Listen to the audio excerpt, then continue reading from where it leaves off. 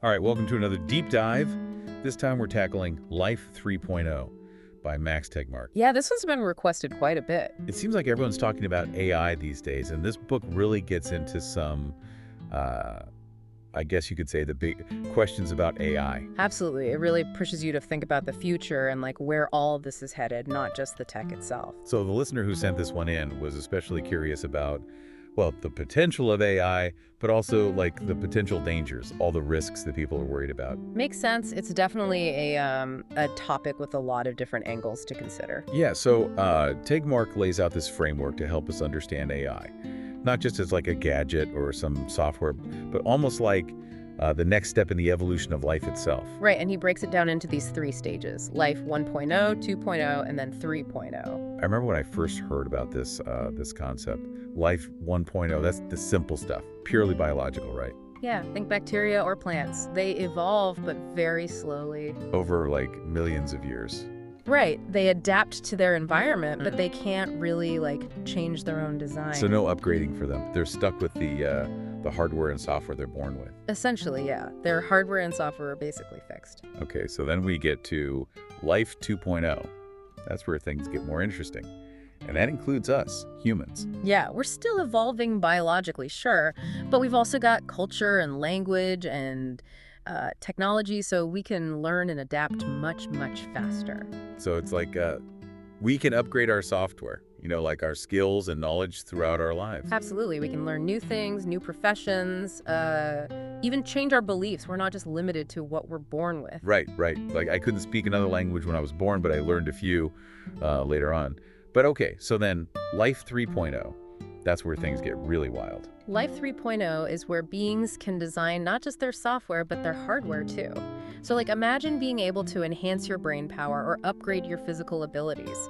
Some people even talk about living indefinitely. Yeah, it's kind of mind-blowing when you really think about it. It raises all sorts of questions about what it even means to be human.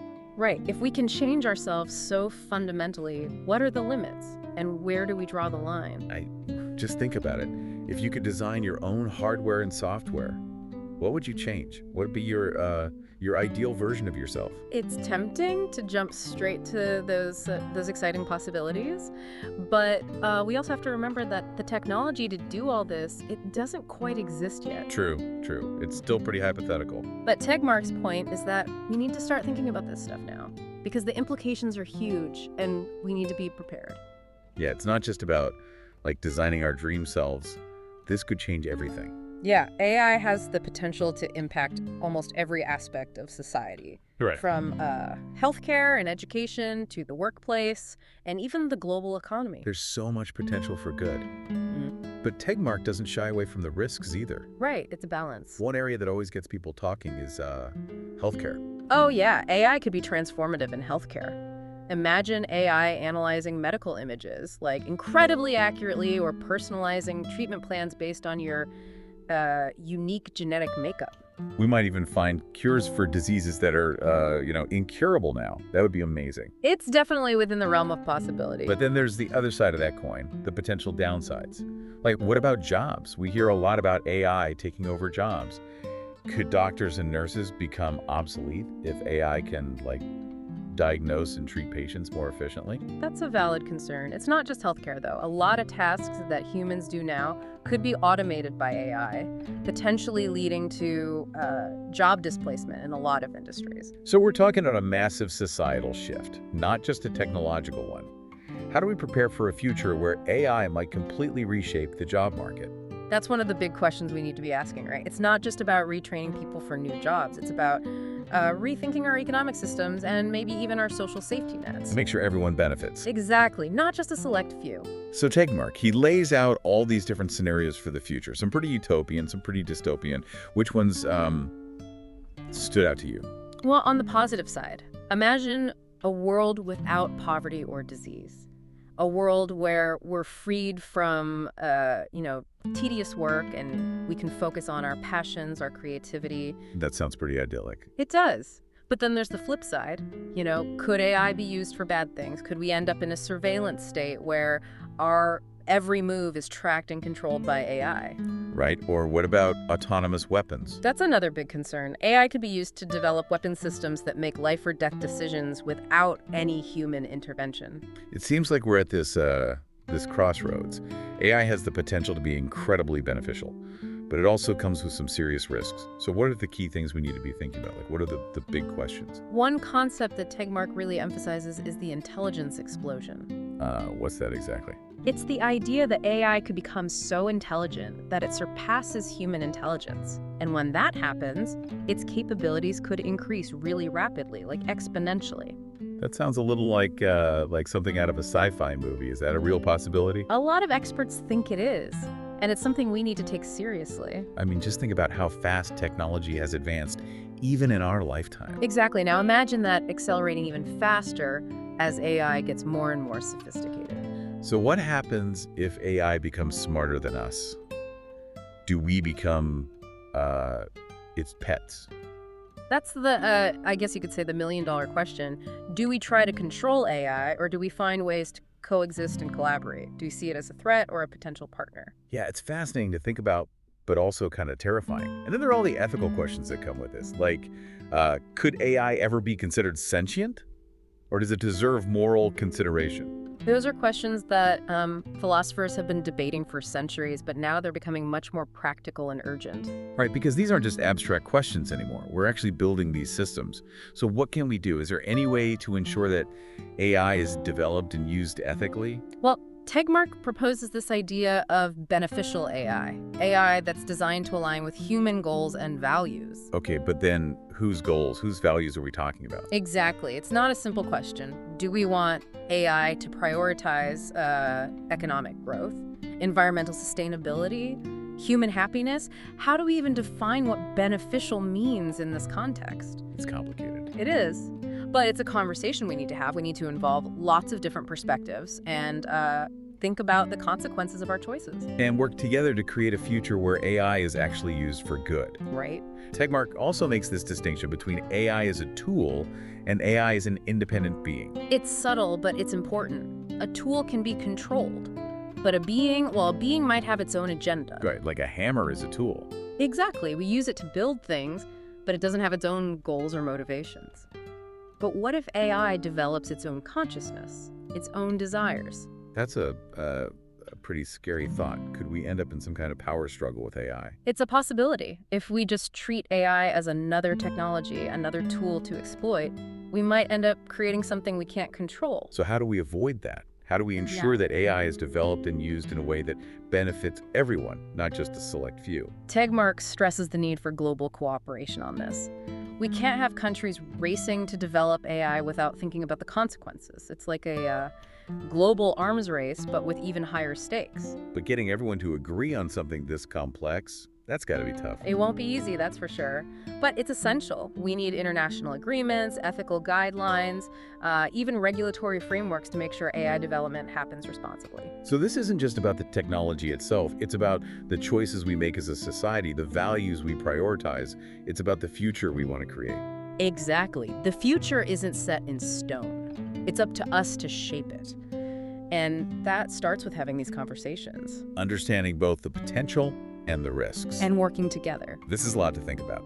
And this is just the beginning of our deep dive into Life 3.0. We've only scratched the surface of the ideas in this book, but hopefully this has given you a good foundation. And we know you had some questions about the long-term future of humanity in a world with advanced AI. Right, Tegmark explores some pretty wild possibilities there. We'll get to those in our next episode, so stay tuned. So last time we were talking about some of the big potential impacts of AI, the good and the bad. Right, and we know you're interested in what the long-term future might hold. If AI keeps advancing, like how might all this actually play out? Yeah, and Tegmark, he really gets into some pretty far-out scenarios in the book. Some of it feels like science fiction. It does, but the thing is, he connects it back to the choices we make today. Like, what we do now could determine which path we end up going down. Okay, so what are some of those those far-out scenarios, what are the possibilities? One that he explores is humans merging with AI. Merging, like becoming one with the machines. Well, yeah, kind of. Imagine enhancing our brains with AI capabilities or like directly interfacing with computers. Some people even talk about transferring our consciousness into digital substrates. Whoa, that's getting into some deep philosophical territory. It is. It really makes you question, like, what does it even mean to be human if we can change ourselves that much? Right, like if we could enhance ourselves to the point where we're basically immortal and super intelligent, would we even be the same species anymore? It's a good question. Would we even recognize ourselves? And would that be a good thing or a bad thing? I mean, on one hand, solving all the world's problems, pushing the boundaries of knowledge, that sounds pretty amazing. It does. But what about the potential downsides? What if it creates even more inequality? Like, what if only some people have access to those enhancements? Yeah, you could end up with like a two-tiered society. Yeah. The enhanced and the unenhanced. Exactly. And that could lead to all sorts of social and political problems. So, okay, merging with AI, that's one possibility. What are some of the others? Well, Tegmark also explores the idea of AI evolving independently from humans. Independently, you mean like creating its own societies and civilizations? Yeah, potentially. It challenges our whole idea of like what intelligence is and where it can come from. I guess we tend to think of intelligence as a human thing. We do. But what if it's not? What if AI could reach a level where it doesn't need us anymore, where it has its own goals, its own motivations? So instead of merging with AI, we might end up coexisting with it, almost like, I don't know, like another intelligent species. Right. And just like with any other species, we need to figure out how to relate to it, how to interact with it. Would it be friendly, hostile, something in between? Who knows? But it's something we need to start thinking about now. So how do we even begin to prepare for something like that? Like, how do we ensure that AI, if it does become this independent force, that it's aligned with human values? That's where the concept of value alignment comes in. It's about finding ways to make sure that AI systems, even as they get more advanced, are still working towards goals that are beneficial to humanity. Okay, so it's not just about programming AI to do specific tasks. It's about instilling it with like a moral compass. In a way, yeah. But how do you teach a machine about morality? Our own values are so complex and sometimes contradictory. It's true. Humans haven't exactly perfected morality yet. Right. So how do we translate something that messy and nuanced into something that an AI can understand? That sounds like a pretty big challenge. It is. But there are people working on it. Some researchers are trying to break down our values into more fundamental principles, something that can be expressed mathematically. Like an algorithm for ethics. Kind of. Others are looking at ways to design AI systems that can, like, learn and adapt their values over time. Almost like how a child learns from their parents. So it'd be like raising AI to be ethical. In a way, yeah. It's about guidance and shaping its development, but also, giving it some freedom to learn and grow. This is all pretty mind-blowing. And we haven't even gotten to the idea of a post-human era. Like, what happens if AI surpasses us completely? Right. Tegmark doesn't shy away from that possibility either. He talks about the idea of humans becoming obsolete. Like, what if AI just becomes so advanced that it doesn't need us anymore? So do we just fade into the background? Do we become irrelevant? It's hard to say. Maybe. Or maybe we find a way to coexist. Maybe there's some kind of symbiosis. That's a lot to wrap your head around. It is. And honestly, no one knows for sure how it's all going to play out. But the point is, we need to be having these conversations. We need to be thinking about these possibilities. So that we can make the best choices now. Exactly, because the future is still unwritten. Okay, so all this is fascinating, but it also feels very theoretical. Mm-hmm. What about right now? What can we do today to help shape a positive future with AI? Well, first of all, stay informed. Keep learning about AI, about the ethical implications, about the different possibilities. But keep reading books like Life 3.0. Exactly. And there are lots of other great resources out there, too. Follow reputable news sources, subscribe to podcasts, that kind of thing. But beyond staying informed, what else can we do? Like, how can we actually make a difference? Think about your own sphere of influence. Do you work for a company that's using AI? Are you part of any organizations that might be considering AI solutions? Right. Use your voice to advocate for responsible AI development. If you see something that seems ethically questionable, speak up. Ask questions. Don't just stay silent. Exactly. You can also encourage conversations about AI with your friends, family, colleagues. Share what you're learning, raise awareness. It's about getting everyone involved in this conversation. Right. And if you're passionate about this stuff, you can support organizations that are working on AI safety, policy, ethics. You can volunteer, donate, or just spread the word about their work. So there are lots of ways to get involved, Yeah. even if you're not a tech expert or a politician. Absolutely. And all of those actions, even the small ones, they add up. They can create a movement for change. It's about collective action. It's about all of us working together to shape the future. Exactly. The future of AI, it's not something that's happening to us. It's something we're creating. So let's create something good. Okay, so we've covered a lot of ground in this deep dive. I mean, we've talked about the nature of intelligence, the potential impacts of AI, and even the really long-term future of humanity. It's a lot to take in. It really is. And, it's easy to feel kind of overwhelmed by all of it. Like, where do I even fit into all this? What can I actually do? Yeah, it can feel pretty abstract and, well, a little bit daunting, to be honest. Right. But here's the thing. The future isn't predetermined, It's being shaped right now by the choices we make, both individually and collectively. So you're saying that even though this feels like this huge, complex thing, our actions still matter? Absolutely. Every major change, whether it's social or technological, starts with individuals. People who can imagine a different future and then actually take action to make it happen. Okay, so that's a bit more empowering. But what does that look like in practice? Like, what can someone who's not, a tech expert or a world leader actually do to help shape the future of AI? Well, one of the most important things is to stay informed. Keep learning, keep reading, keep asking questions. So like, we're doing with this deep dive into Life 3.0, but don't stop there. Exactly. Keep digging deeper. There are tons of great resources out there, like follow reputable news sources, subscribe to newsletters and podcasts, and check out organizations that are doing great work on AI, like the Future of Life Institute or the AI Now Institute. Okay, those are some good starting points. But just staying informed, that's only part of it, right? What can you do with that knowledge? Like, how can you translate that into actual action? Well, think about your own sphere of influence, your own life. Do you work for a company that uses AI? Good question. Are you involved in any community organizations that might be thinking about, using AI for something? Okay, I see what you're saying. If so, use your voice. Advocate for responsible AI development. So if I see something that seems iffy, ethically, I shouldn't just ignore it. I should say something. Exactly. Raise your concerns. Ask questions, even if you don't feel like an expert. Yeah, sometimes I feel like, well, I don't know enough to have an opinion. You don't need to be an expert to ask good questions. You can ask about potential biases in the system, about the transparency of the decision-making process, Are there safeguards in place to prevent things from going wrong? Okay, so it's about holding those who are developing and using AI accountable. Right. And you can also encourage those conversations with your friends, family, colleagues. Just talk about AI, share what you're learning. Raise awareness, make people think about it more critically. Exactly. It's about fostering a sense of shared responsibility because this really does affect all of us. That's a collective thing. And another thing you can do is support those organizations that are working on, AI policy and advocacy.